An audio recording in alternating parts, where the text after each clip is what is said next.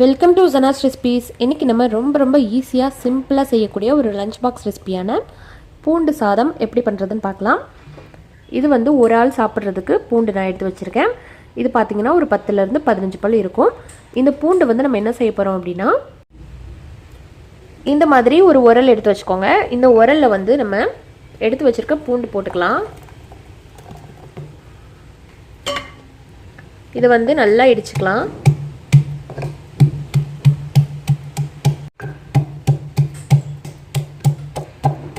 பூண்டு வந்து அப்படியே நம்ம முழுசாக போட்டால் அதோடைய ஃப்ளேவரே இறங்காது.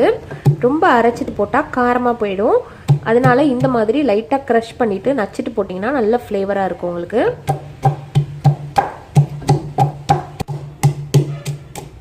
பாருங்கள், இந்த அளவுக்கு நல்லா நச்சுக்கோங்க, க்ரஷ் பண்ணிக்கோங்க.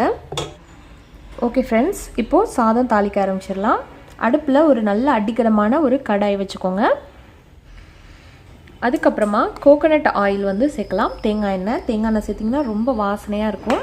அந்த பூண்டோடு கலக்கும் போது நல்ல ஃப்ளேவர் கொடுக்கும். உங்களுக்கு வேணும்னா நல்லெண்ணெய் கூட சேர்த்துக்கலாம். ஒரு 2 டேபிள் ஸ்பூன் தேங்காய் எண்ணெய் சேருங்க.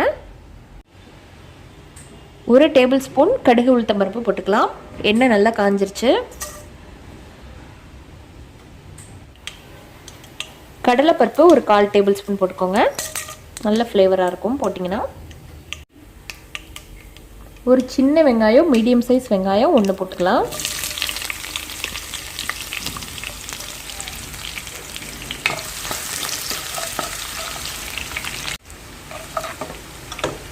காரத்துக்காக ஒரு பச்சை மிளகாவை 4ஆக கட் பண்ணி வச்சுருக்கேன், அதையும் சேர்த்துக்கலாம். நல்ல வாசனையாக இருக்குது தேங்காய் எண்ணெய் சேர்க்கும்போது. 2 காஞ்ச மிளகாவை இந்த மாதிரி கீறி வச்சுருக்கேன், அதையும் சேர்த்துக்கலாம். இதுதான் நம்மளுக்கு காரத்துக்கு. நல்லா வதக்கிக்கோங்க. கொஞ்சமாக கருவேப்பிலை போட்டுக்கலாம்.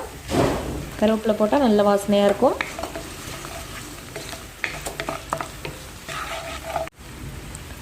நம்ம நச்சு வச்சுருக்க இந்த பூண்டு வந்து ஃபஸ்ட்டு நச்சு வச்சோம் இல்லையா, அதை வந்து சேர்த்துக்கலாம்.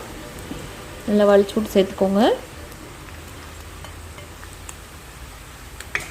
அதையும் சேர்த்து நல்லா பச்சை வாசனை போகிற வரைக்கும் கிண்டி விட்டுக்கலாம்.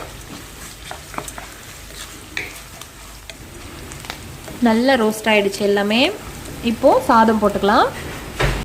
ஒரு ஆள் சாப்பிட்றதுக்கு உண்டான சாதம் போடுறேன். நல்லா உதிரியாக வேக வச்சுக்கோங்க.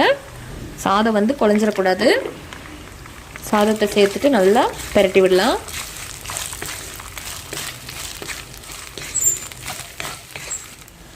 சாதத்தில் உப்பு போட்டு வடிச்சிருந்தா கொஞ்சம் கூட உப்பு போட்டுக்கோங்க. நான் வந்து சாதத்தில் உப்பு போட்டிருக்கேன். இந்த சாதத்துக்கு உண்டான உப்பு போட்டுக்கலாம். ஒரு 1/2 டேபிள் ஸ்பூன் உப்பு. நல்லா மிக்ஸ் பண்ணிக்கலாம். வறுத்த வேர்க்கடலை கொஞ்சம் போட்டுக்கோங்க. நல்லா டேஸ்ட்டாக இருக்கும். சாப்பிடும்போது மெல்லும்போது கடிப்படும், நல்லாயிருக்கும். பெரியவங்க சாப்பிட்றதுக்கு காரமாக வேணும் அப்படின்னா கடைசியில் ஆஃப் பண்ணும்போது மிளகுத்தூள் ஒரு 1/2 டேபிள் ஸ்பூன் சேர்த்துக்கோங்க. ரொம்ப காரமாக இருக்கும் அப்படின்னா கம்மி பண்ணிக்கோங்க. கொஞ்சம் கலர்ஃபுல்லாக வேணும் அப்படின்னா கொஞ்சமாக ஒரு பிஞ்ச் மட்டும் மஞ்சத்தூள் சேர்த்துக்கலாம். மஞ்சத்தூள் சேர்த்துட்டு நல்லா வதக்கி விட்டுருங்க. லைட்டாக மஞ்சத்தூள் சேர்த்துருக்கனால நல்லா கலர்ஃபுல்லாக இருக்குது. இப்போ நம்மளுக்கு பூண்டு சாதம் ரெடி ஆகிடுச்சு. ரொம்ப சத்தானதுங்க. இந்த பூண்டு வந்து குழந்தைங்க சாப்பிடவே மாட்டாங்க. இந்த மாதிரி செஞ்சு கொடுத்தா பூண்டோடைய முழு சத்து கிடைக்கும். இதே மாதிரி செஞ்சு பார்த்துட்டு எப்படி வந்துச்சுன்னு சொல்லுங்கள். நம்ம சேனலை மறக்காமல் சப்ஸ்கிரைப் பண்ணி வச்சுக்கோங்க. தேங்க்யூ.